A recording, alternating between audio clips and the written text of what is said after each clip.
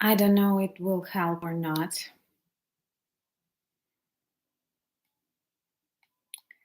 Maybe someone will try and join it.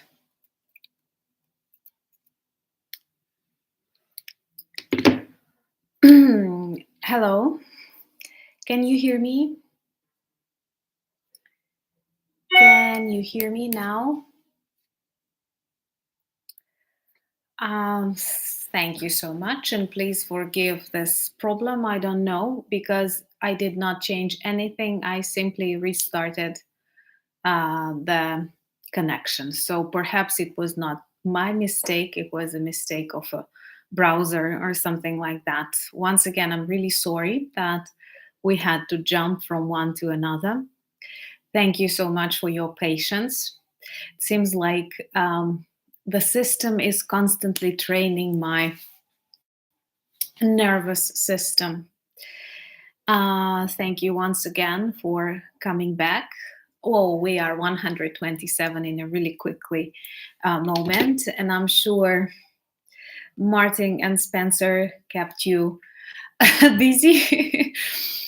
um, Welcome.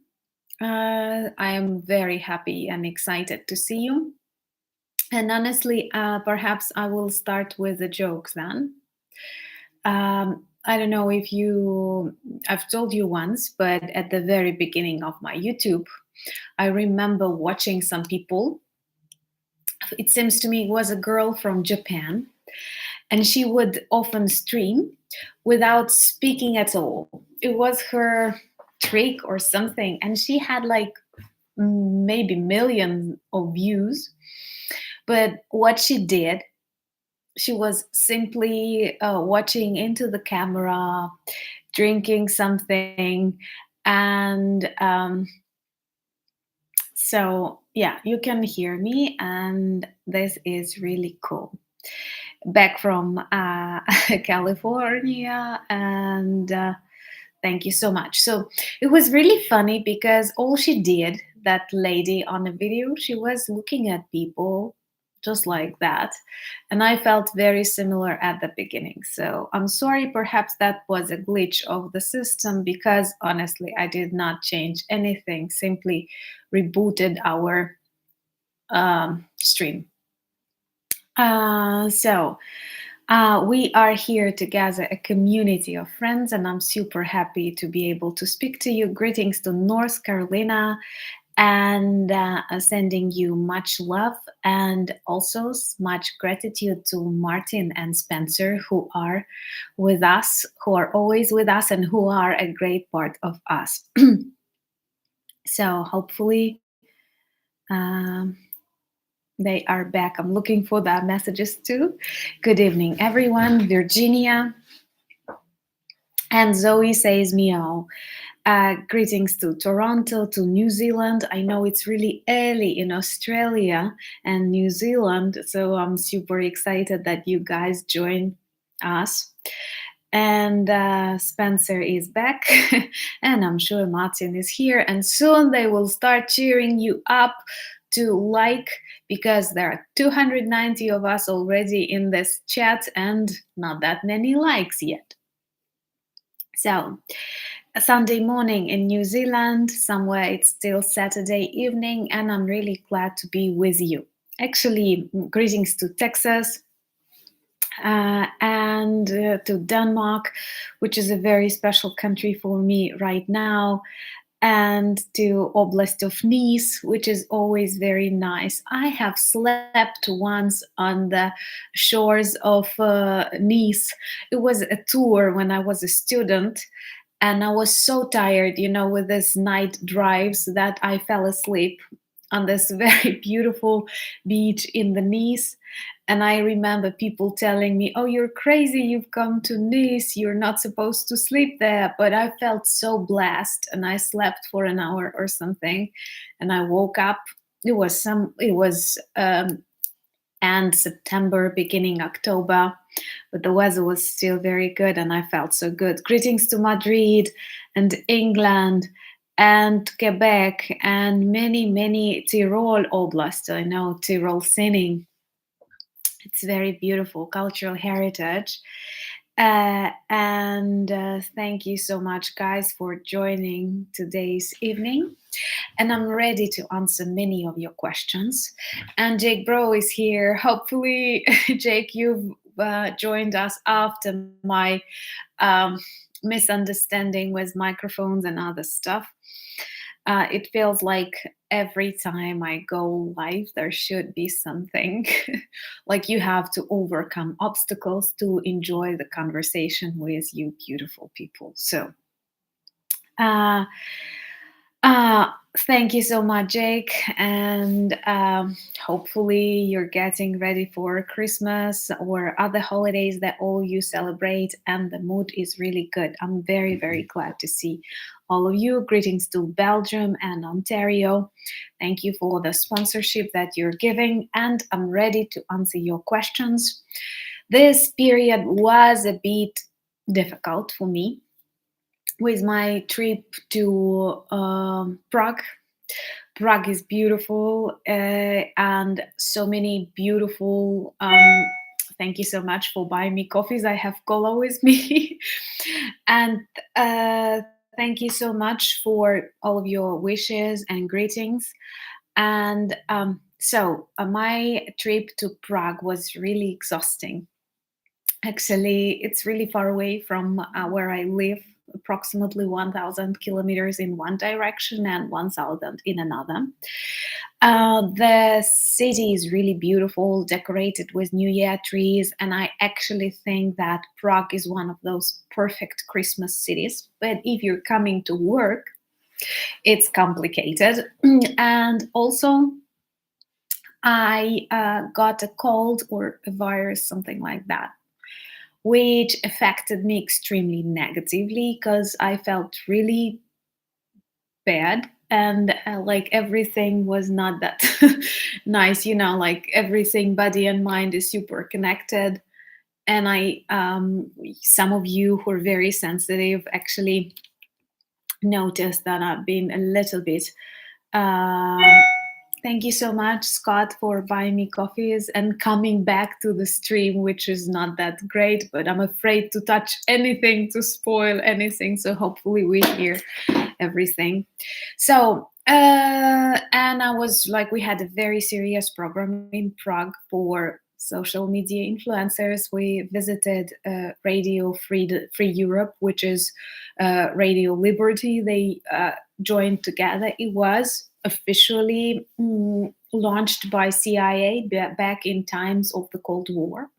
And actually, to get on that radio is really difficult because you have to pass so many security things, and perhaps it is the most secure place that I have ever been, because when you go on a plane or when you visit an embassy, they check like your clothes or other. But at the same time, there they was testing even the surface of clothes and bags for some poisonous stuff or other. So it was really interesting to be there. Plus, I do like the work of Radio Free Europe and Liberty. They do a lot, and for many people who come from there's post-Soviet countries, post-communist countries, it is definitely a symptom of a symbol, a symptom. You see, like crazy me, is definitely a symbol of this fight against communism, against the closed iron curtain. So perhaps, though this radio is working and it's really good radio, I like their articles, and we had a meeting with people who work covering various reportages, and we were able to walk through this Radio Free Europe, and it was really interesting because they actually have this kind of offices you see in the movies. And first I thought it's not like real, because typically you visit a newspaper and it looks like an ordinary office, and they had this huge hall of people sitting with their phones, mobile phones, lots of computer screens, and many of them just in one place. So it was really interesting. Then thank you so much, Shane, for buying me coffees. That's an honor to have you all guys in my life. Then we had a very good meeting in the parliament of Czech Republic with the meeting in their committee or with their committee on hybrid threats and cybersecurity. And also we had a meeting in the Embassy of Germany in Czech Republic. Also, we had a meeting with the head of Meta for Southern and Eastern Europe, and everything was pretty interesting. Though, like uh, when talking to Meta representatives, I have realized it's almost impossible to reach them because their main message is like read the policy guidelines. I was ready to share our story for comments that disappear and lots of other stuff, which is actually important for the freedom of speech. And their main message was like read policy guidelines.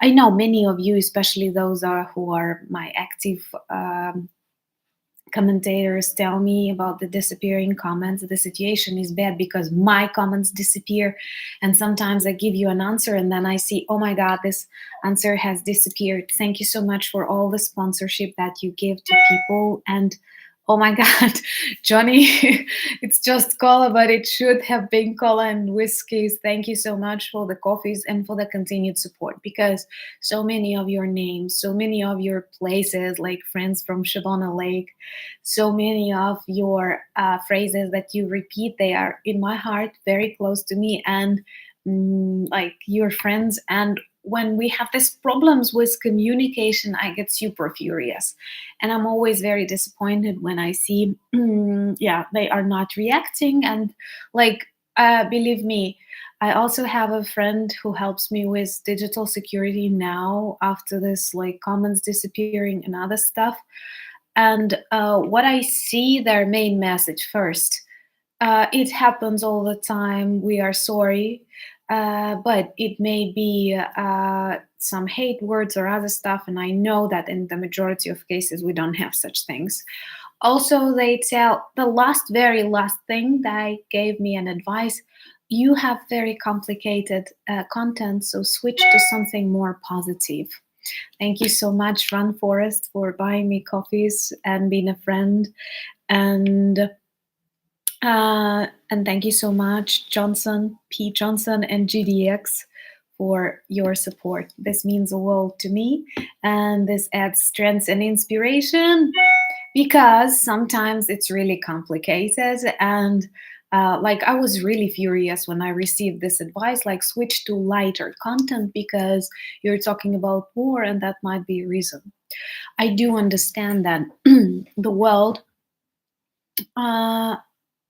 I think that comments are removed because of coordinated bot campaigns. Because, like, I have experience with that, and I know that there are some stop words, there are some hate speech that YouTube filters, and that's understandable because it cares for the security of the community. But it seems to me that sometimes they have this. I'm not saying these are real human beings, even that they have these bots who simply report comments, and comments like good news or thank you so much disappear. There is no other reason for such comments to disappear. I mean, even those that don't have a word like Putin or Russia. And in general, this is a very frightening tendency on social media. And we were discussing that in Prague and then in private. And sometimes people even get ideas that, well, maybe television will get this new wave of revive, because now social media cleans everything so much that it is getting weird. And I wish, like everything, thank you so much, Yoda, for being a friend and for buying me coffees. The problem is that Oh, that's so sweet. And Simon, thank you so much. And that's so sweet that David tells, thank you for the audio. Yes, it's always better with the audio. Without audio, it's difficult. Greetings to Connecticut. So, lighter content. Of course, I would like to live in a happy country, totally peaceful country, talking about cats, dogs, makeup, borch, or whatever you like. But the reason why I started this channel was to tell people more about life in Ukraine during this challenging times. And what is worse, guys, if you look at the situation in the world, we see it's getting worse. And I think it's important to speak about these dangers. It's important to speak about these threats because what social media push us right now is to create this bubble of the ideal situation, like nothing bad is happening, all the bad photos are blurred, all the bad videos are banned, aggressive commands disappear, and you live in this beautiful world, and then a missile kills you in your house because you did not know it exists. So, to some extent, I think it's greetings to Krakow. I have passed it on a bus like approximately a week ago. Beautiful city you live in. And that is kind of greetings to Romania. I think it's really dangerous, this kind of substitution of reality. And that's why, once again, I'm super grateful for people who remain consistent and who keep talking about complicated. And Jake Bro is with us. I mean, like literally in the chat and in the world, because of course it's perfect to live in a good world, but we don't have one at the moment. And what I have also noticed, and many actually people who do some research on social media and other stuff, they report that more and more people actually do not want facts, and they openly say it. They say like, uh, we don't feel that we feel better knowing the truth, and that's why it's good to hide in your own bubble, in your own reality. And unfortunately, this is exactly what authoritarian regimes like Russia want, because one of the main things that Russia does right now online, for example, it does not say something obviously BS. Like they know you're smart, they know the world is attentive. So they simply try to say there is no truth. One of the very popular Russian messages, there is no truth. There are many variants of truth, which is like what? If someone has killed another person, then there is someone guilty for that. They try to say, well, it all depends how you look at it. And this is how they substitute reality. And this is really dangerous. And social media, like Facebook, like YouTube, I don't blame them. They are a perfect platform that actually brought us together, and they are a huge possibility for an alternative voice. But they are very commercialized. In case with Russia, a censorship is because they don't want any other opinion to exist. And in case with other social media, they simply want to be on like the safe side, and so that we don't speak about war, so we don't speak about poverty, we don't speak about, and it looks like we have to blur and hide everything, deceiving ourselves. So unfortunately, not the way it should be. Like once again, you remember, I've shared a million times that I did not believe this war is possible because it's total absurd. It's very irrational. We see that right now. But it was important to read the news. It was important to analyze the situation. And that's why I think it's important to speak about that on YouTube. So unfortunately, my content will not get softer.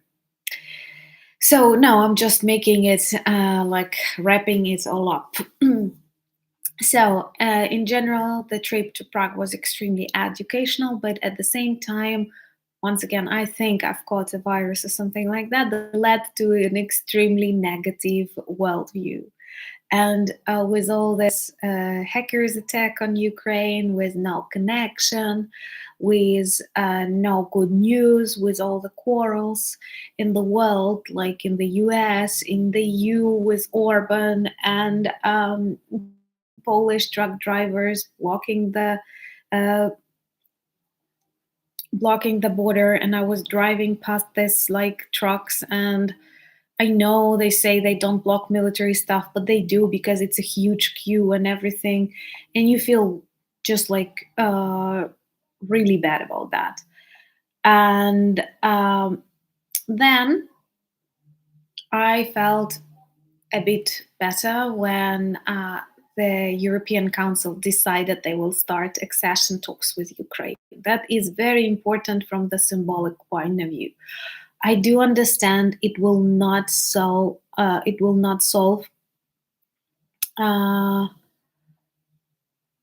any problems that we have, but at the same time it's very important, like this final breakup with Ruski Mir, and I'm very grateful for that.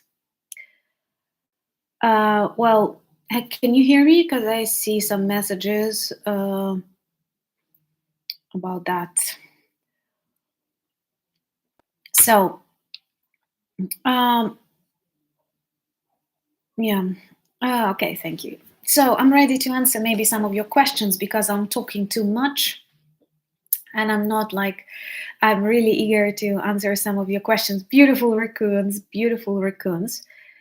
Do the borders have cafes? Like, you cannot like, lucky you guys who live without borders. So let's listen to some border stories, because recently I've spent much time on borders. Thank you so much, Yoda, for yeah, Херсонських єнотів. Thank you so much. Херсонські єноти are really strong. You know, raccoons from Kherson are really cool. Thank you. So, since the very start of my trips to the European Union and Schengen zone, I have always hated the border, because you can live really close to a place, but it will take you 10 hours to get. You have to stay in a queue. The longest that I stayed on a border simply waiting for a border control was, I guess, 10 hours. And I was traveling to Warsaw to the airport, and I thought I have enough time before me. But it turned out no, and I had to uh, jump from one bus to another bus to get there. Uh, and I'm sorry. Um, my moderators need some help. I'm sorry, I did one thing, then like they know, then they feel that anyway. So it was like 10 hours of waiting, and then I had to travel very similar to autostop to get to Warsaw. But that was long ago.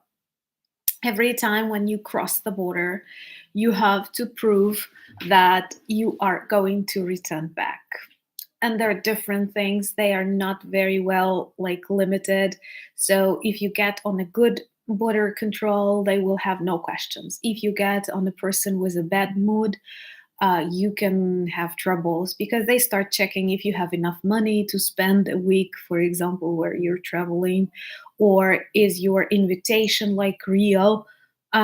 Sometimes you think, why do I need an invitation to travel to Lublin, which is just a regional center next to me, and they have, like, for example, Zara shops there. We don't have them in Ukraine, they're closed since war. So you have to wait. The dogs on the border are cute. They are not scary at all. They are super cute. And then you have to wait. And I have always felt very humiliated when people investigate whether or not I plan to escape the country. I never had this plan. You realize that with my job, with my NGO, with my knowledge of English, with my connections at the university, if I really wanted to leave Ukraine, even before the war, it would be very, very, very realistic for me. But I have never dreamt of that, and I always like returning back home. And then, thank you so much, someone, for buying me coffees, and Merry Christmas. So it was really always difficult. But when you are on the border, you cannot move freely. There is a certain moment when you enter this customs and border control, you cannot go to a coffee, you cannot go to a toilet because you may be hiding drugs or other stuff, and you have to stay where you are supposed to be. So, for example, if you're traveling by car, you stay in your car and you only go out when your car is checked and your passport control is made, or when you're traveling on a bus. At a certain moment, all the people will be out of the bus with all of their luggage. They check the bus separately and people separately. And then you kind of uh, don't feel cool. All of your achievements, all of your stuff, they don't matter because they just like may look at you like a criminal. And I hate it always. Of course, you cannot bring food with you. And I always feel very sorry for these older ladies who are traveling, for example, to their children in the EU, and they brought sandwiches with them and they have to finish them. They cannot throw them because for them, I can honestly throw a sandwich if I'm not allowed to take it. It's no big deal for me. But for these ladies, it's just like meat inside. They will not do it. And it's kind of not that optimistic. So there are like around the border, after you cross the border, there are cafes, there are hotels, motels, and all that infrastructure, because borders are always a very dark movie style place. And honestly, I think those who want to avoid corruption, smuggling, and other stuff, they should simply they should simply ban the borders, because borders and these custom control officers are actually the ones who create problems, corruption, smuggling. If there is no well, then it's much easier. And I see my comments live their separate life. Like I'm talking one thing and people are talking about this, the other. Um, so when now part of the border is blocked for what is blocked for truck drivers, and it is blocked for months, then you will have like 30-kilometer queue of trucks, and actually they go beyond the border up to the closest Polish towns. And some people spend time in their trucks for months because they cannot leave the goods. But I'm sorry, I'm sure many of the goods got spoiled and other stuff. So it's very it's a very weird like thing. I do understand that any joining of the EU and other stuff, it will always be a conflict place, and people were not that happy to invite Poles to EU, and it's always like that. Then after a short period of problems, it gets better. But not during the war, guys, not during the real war, because sometimes you feel really bad and miserable. And when I recorded a video about this Kyivstar attack, I'm sure many of you heard that Ukrainian mobile operator did not work for a day, which is a lot. And remember to like the video so that Spencer and Martin are satisfied with all that you do. And thank you for buying sponsorship to the channel. This is a blessing. So greetings to New Zealand and good morning to Australia. And it was kind of okay. I see some questions appearing. How long does it take, on average, how long does it take to cross a border by car with all these formalities? I would say, like, if everything goes smoothly, from 4 to 6. The easiest, the best, the fastest way is by train, because very often they make customs control on the train while train is driving. Um, uh, yeah, if you book train travel from Lviv to Peremysl, Ukraine train, but like somehow Polish trains, they are always late. We have this phenomenon, like in Ukraine, buses are always late, but railway station works like an alarm clock. And in Poland, it's the contrary. They have perfect buses, but somehow their railway can delay for 2, 3, 5 hours. And when I traveled to Berlin by railway, it was a huge problem because, like, there was no reason to be late. Nothing was broken, good weather, no problems on the border, but we were late like 2 or 3 hours. And I had this 3 hour gap between trains, and I believed I'm on the safe side, but it's never like that. So, hello to Pennsylvania and greetings to Brazil. It must be really warm now in Brazil, something that we lack. So, yeah, sometimes Trev says that it took him only 2 hours to Poland. Sometimes, once it took me like 15 minutes on the border. And I was like, waiting for something else to happen. And they've told me, Pani, move, walk away. But but sometimes it can be really long. So it all depends. Sometimes it may be not even a problem of your car or your bus, but the bus before you is in trouble, or they find something, or there is a special operation. Sometimes they have this planned operations. And also, it must be interesting for you, what is quite what was, at least before the war, a very problematic area for border control here is amber. Amber.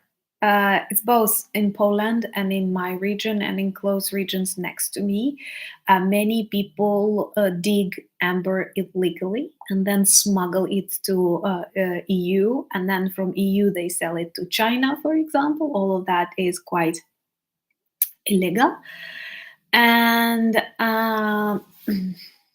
and that was one of the reasons that very often you travel by bus and they have Operation Amber, which means they check everything looking for amber. So that's interesting. Mm. So, yeah, you love amber. Amber is very like Ukraine, Baltic countries, and in my region, there are a lot of amber. And many people, for a certain period in the early 2000s, it was not controlled by the state anyway, and it reminded this how do you call it, gold fever that was in the US, for example. When people travel to Klondike, it's just like that. And some when you travel to some uh, distant villages in Volyn, Polisia, you may see, like, unexpectedly here, you see a village with huge castles and like Rolls Royce driving the roads, and that was a village that found some amber. It's no more like that at the moment. That was kind of Gold Rush. Thank you so much, Gold Rush. I like watching that on Discovery. So we are live. Someone is asking. Yes, we are live. Hopefully, we will be. Okay. Yeah, my eyes look amber. Thank you so much. Maybe to some extent. Like, there was an old, it seems to me, Soviet song that mom loved, and it was that you have the eyes of the tea color, the color of the tea. No, please don't send me presents for Christmas because, first of all, as the channel grow bigger, I do not disclose my home address. Plus, Ukr works really bad. And I know that some of you send me the parcels and they returned back not because I'm bad. and did not pick up the parcel. But because I did not get a notification, and then I traveled to Ukroposhta and I asked them, this is actually one of the reasons why shipping from Ukraine is extremely problematic. It's really slow. We do have some good inside post services like Nova Poshta. I spoke about them on a very sad condition when Russians destroyed one of their terminals in Kharkiv region. But we don't have good parcel services for outside Ukraine. Inside Ukraine, it's okay. Nova Poshta has come, it seems to me, to Lithuania, to Poland, but they are not yet that active abroad. Is amber yantar in Ukrainian too? Well, it is possible to say like amber. This is kind of semi-precious gem. But in Ukrainian, we use the word yantar, but it will not be the very first version in Ukrainian. In Ukrainian, it is bursztyn. Bursztyn. Okay. So Merry Christmas. Yeah, Merry Christmas to all of you. And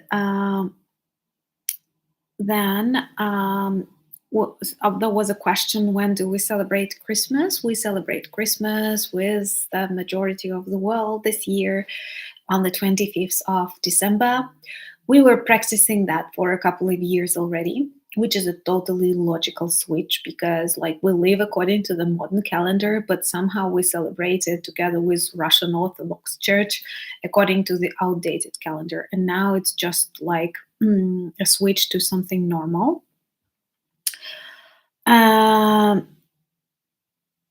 Okay, good question. Like, have I been recognized by my subscribers? No.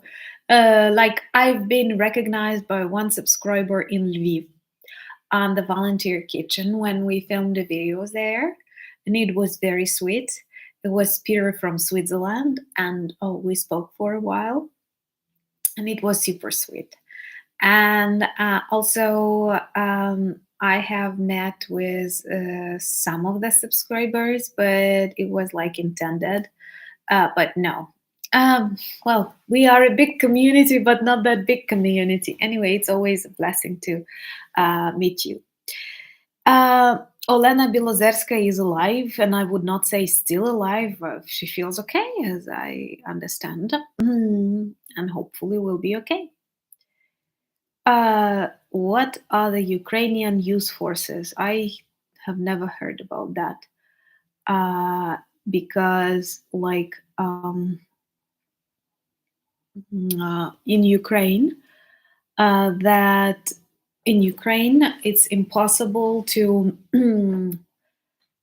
mobilize young people or whom we still consider children. The age of mobilization starts at 25. Now, Russian propaganda is extremely active. All of us are tired, all of us are depressed. And what they do, they try to shake the situation inside Ukraine, they try to shake the situation outside Ukraine. And they say, like, of course, women are not mobilized in Ukraine, and there are no plans to mobilize women. You know, Russian trolls like to ask me, why am I not mobilized? Because there is no such thing. There are women who were military or who volunteered or some medical specific occupations. They can be at the Ukrainian army. But in general, there is no such trend. And no one asks you whether you want to be mobilized. The same is about young boys and like young children, and they are not mobilized. So until they're 25. If you have Googled, you might have seen that the average age of a Ukrainian soldier is something like 45, which is quite serious. And actually, many people who volunteered at the beginning and they were super patriotic, they did not think long. And there are many funny stories of people who have serious problems with back, who have serious problems with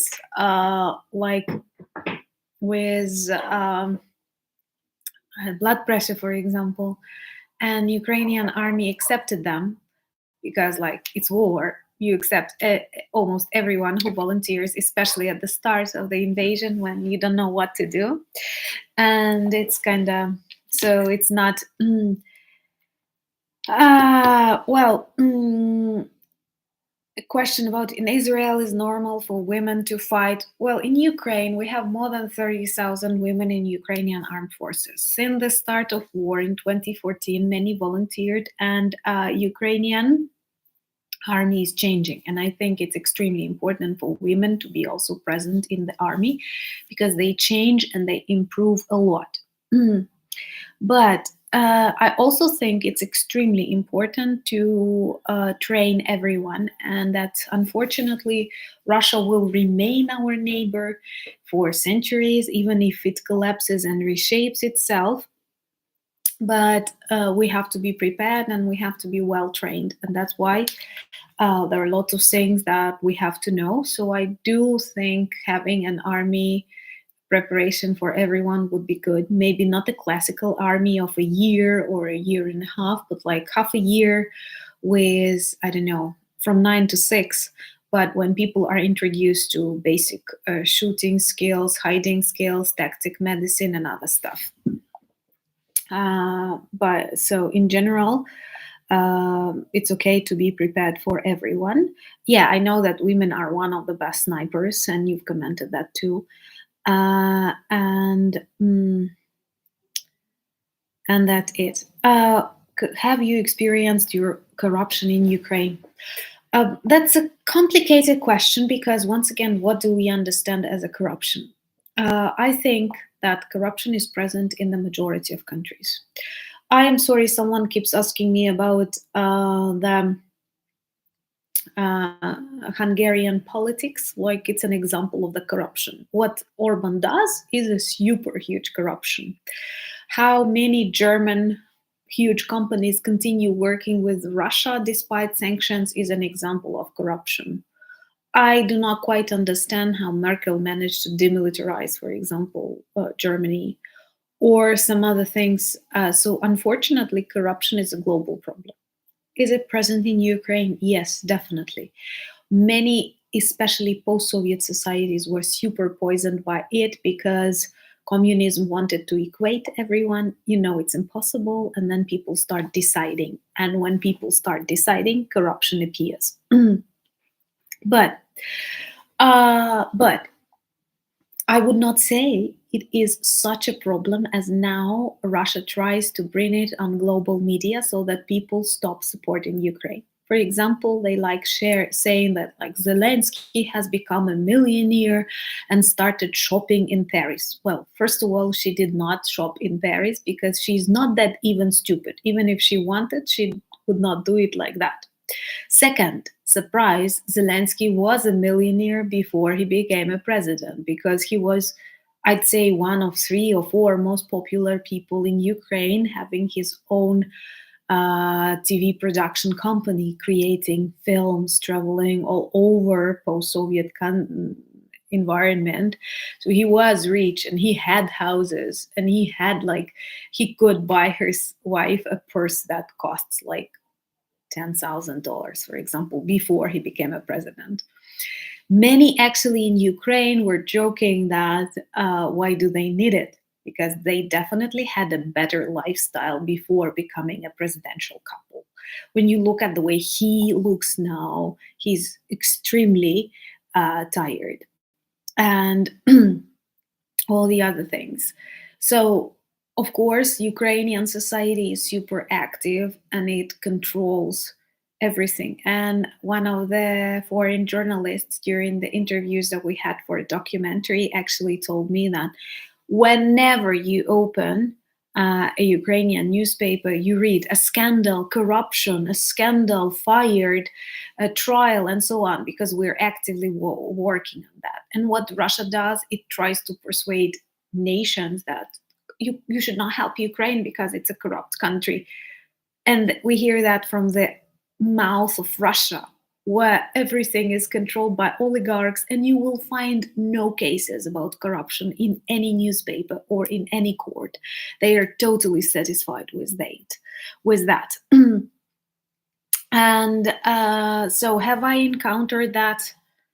Once again, people have become very aggressive. And for example, when I was a student at school, we would collect, like parents would collect present money and give Christmas presents to teachers.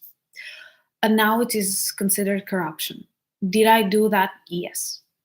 Do I consider that corruption? I'm not sure, honestly, because this was not for buying a mark, but or for example, tutoring after the classes. That's an example of corruption because you have to teach everything during the classes, otherwise. So it's all very complicated. Of course, I did. But is that a kind of corruption that destroys the country and the system? Yes, because um, it is not the way people want to live. But many in Ukraine are fighting that. Or hiring a brother or a sister for some position. It's possible, but it's just the same possible as in Belgium, for example, or Germany. So I would not say thank you so much, Peter, for buying me coffees and for your words of support. They mean a lot. So, is there a problem with corruption? Yes. Are there people who work against that? Many. Do we reform the country all the time? Do people see changes? Huge. And if you read about that in the EU or US, you will see that. But Russia tries saying like, no, no, no, no, no, don't help them. Like, believe me, if, for example, Zelensky would sell weapons that you give to us, he would be dead in 2 days. Have you seen Maidan? Have you seen other stuff? Don't you understand that all the people whose husbands, whose children are at front lines would definitely get him? Ukraine is an active civil society. So no, such things are maybe something get lost just as it gets lost on your side, but it is definitely not a tendency. It is definitely not a threat. So this is my opinion. Thank you so much for the sponsorships. And look, we are 811 like to make us feel bigger and fluffier. Uh, so maybe some more questions. Hmm. Hmm. Okay. Um, well, I spoke about Zelenska in a separate Discover Ukraine series, but maybe I will try and prepare a separate video on the things she does. uh, like, because of war, some people maintain a lot of money. We may say that about any country, I'd say, but the problem is, um, in general, the problem is countries like Russia or China, we don't have control over funds and at all, and you cannot check anything. You cannot even send them to jail after 2 or 3 years of um, after 2 or 3 years of investigation in Ukraine. This is real, and I've seen people sent to jail. I've seen oligarchs escaping, and this tendency is growing really good since the last time. Uh, and there was a question. Thank you so much for coffee. That was a question that might be quite sensitive because someone asked me what kind of air defense I have in my city. I think that, thank you so much, John, for buying me coffees. I think that we have the most primitive air defense system possible. We definitely have something, but it is something very, very, very primitive because we don't have enough good air defense systems. Oh, we protect only the most important. Thank you so much, Martin. Cheers to you. We protect only the most targeted cities like Kyiv or Kharkiv. and the most important ones. So, from one point of view, they do not target my city often, but if they target it like Kiev, we are all dead. And that is why Ukrainians constantly ask for more air defense, because definitely very few of Ukrainian cities can afford really good protection. And this is not that good. So, how long will this war last? Unfortunately, long. Where do I feel most safe? At home. I don't know how to explain that. You will understand it's a dangerous place, like Ukraine for many of you seems like a very dangerous place. But whenever I am far from home, I feel super homesick, and I feel that I had this feeling of control when I'm at home, and I don't have it when I'm outside. I know it's just like uh, a game. It's not real. It's an illusion, but it's real for me. So, yeah, Jake Bro is definitely a fantastic person, a very smart person, and a very true person. And Ukraine is lucky to have him. Hmm. Yeah, Jake Bro rocks. It's all if you sum it all up, it sounds like that. So, uh, there was question maybe. Thank you for telling that I'm a smart person. Well, I definitely like such comments. Yeah, it would be fantastic if Jake would speak to Congress. Uh, what is the plan for Ukraine if US support stops? Um, oh, thank you so much, Bill. Oh my God. Thank you so much for that many coffees. That's an honor. And I will mix them with some cola. And thank you so much, Harry. Well, first of all, I will be honest with you. I don't speak much about US politics, and I won't, because Ukrainian politics is a complicated thing for me and a very controversial thing for me. So it will be stupid to speak about something I don't know that well. But am I worried? Yes, very much. And I am very worried, not just for Ukraine, but for the world in general, because all these authoritarian regimes, dirty money, they are shaking us. And they are shaking us like never before after the Second World War. Russia is big. They have adapted really quickly to this launched war. And if we enter this exhaustion phase, they are ready for that. Many were dissatisfied with Ukrainian counteroffensive, though there are many victories, and we are making a video on that for the new year, but there are many signs of these victories, like people, Russian Navy out of the Black Sea, or the fact that they did not get any new serious Ukrainian territories. That is already a huge breakthrough if you look at the size of Ukraine and the size of Russia. They have adapted quickly to war. They don't have war on their territory, no electricity outages, no destruction of military infrastructure, and they are able to produce as many missiles as they want. Sanctions did not work the way we expect them, and they've got allies among these authoritarian regimes like China and North Korea that supply them with everything they want. They need 1 million of artillery shells, they give them in a day.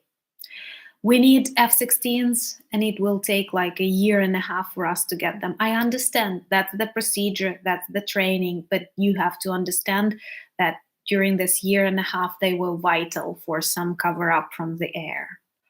Many Ukrainians inside Ukraine say it was kind of start this complete counteroffensive without any support from the air, without no covered sky. So better was to dig defense lines and other stuff. But we were brave enough. The world was waiting. We actually hoped that all of this stuff will come sooner. And every month, every year brings more and more trouble, brings more and more quarrels. So I have read today in the morning, feeling quite low. I've read mm, an article from Kiev Post, it seems to me, where they spoke what will happen if Russia wins. Well, I don't believe it's possible, but let's imagine that Russia wins, and they were given examples that they will put Russian nuclear weapons very close to the borders with the European Union, somewhere in my city or in Lviv, after we are all dead. Then, for example, the US and many European countries will have to move thousands of their soldiers, NATO soldiers, closer to the borders with new Russia.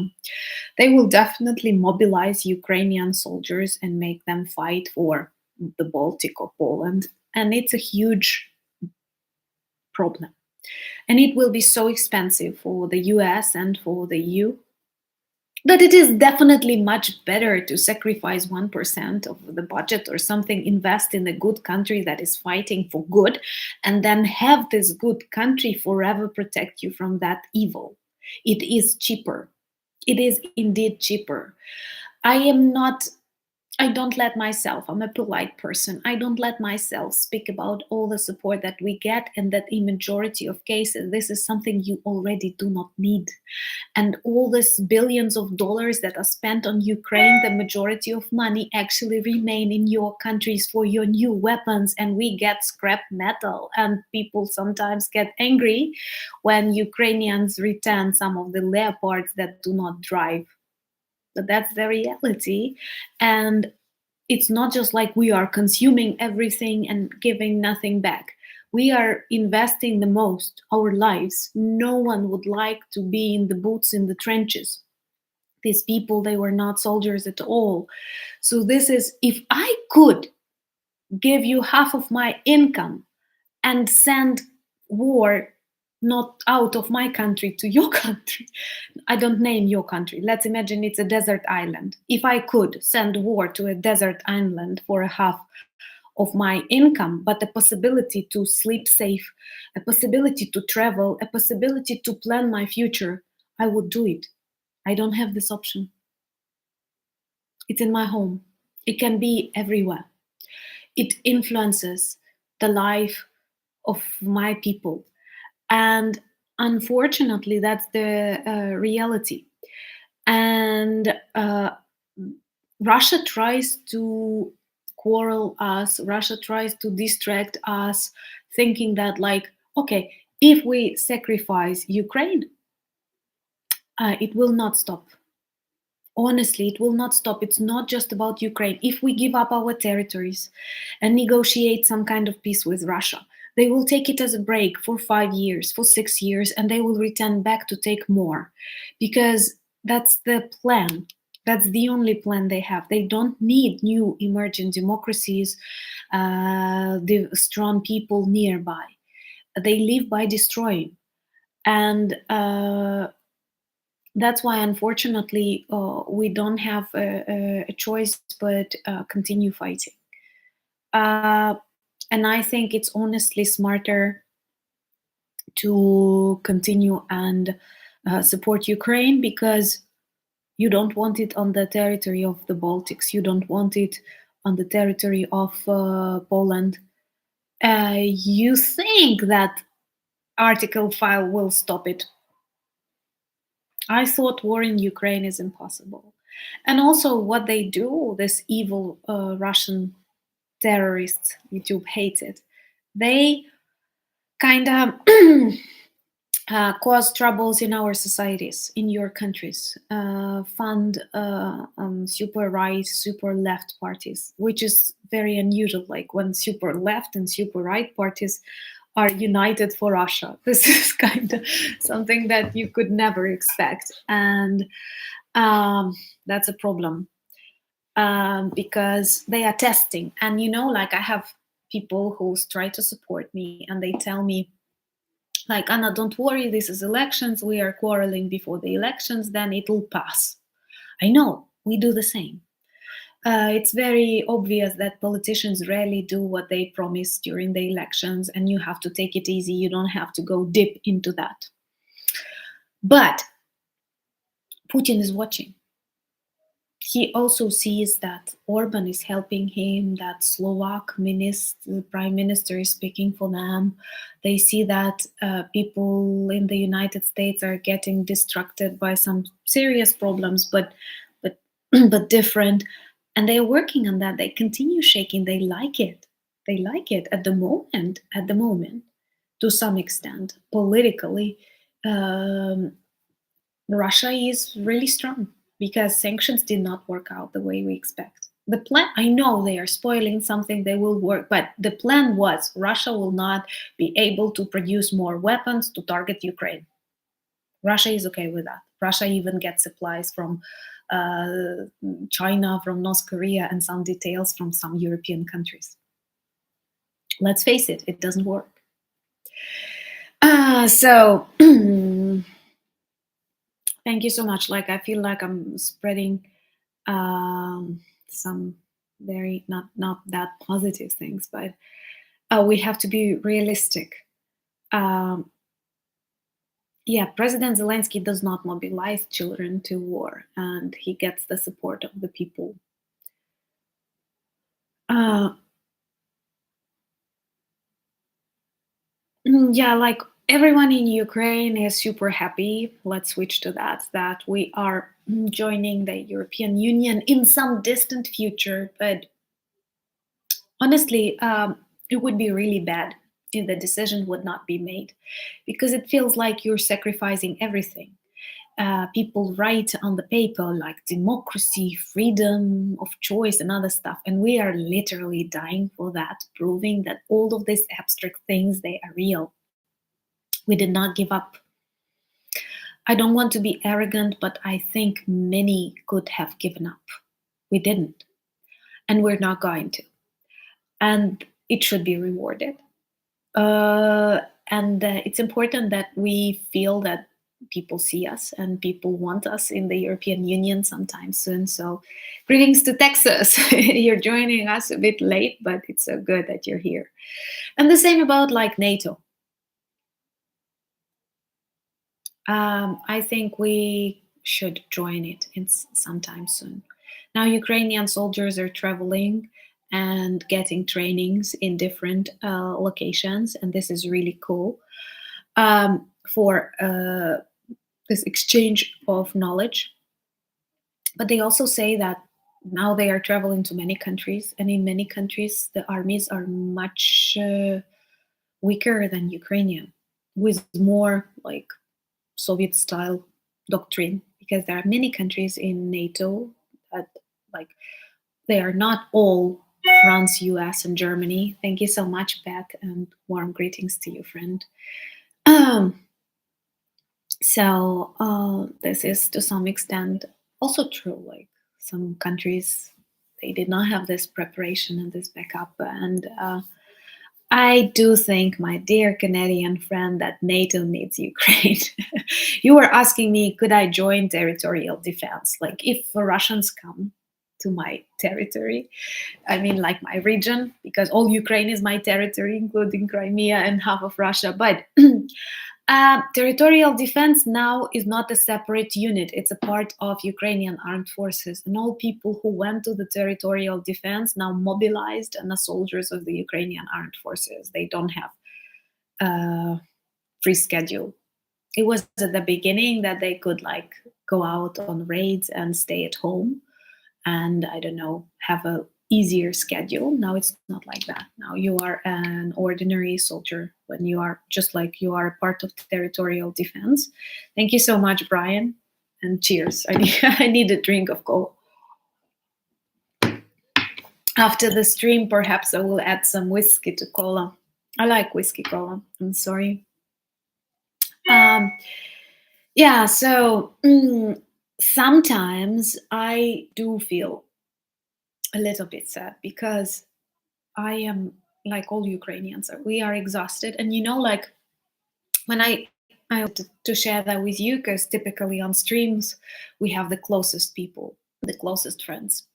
So I recorded this video about Kyivstar that was not working, and I kind of had a couple of comments, not one, telling me, "Thank you so much for membership. Thank you for giving it to beautiful community."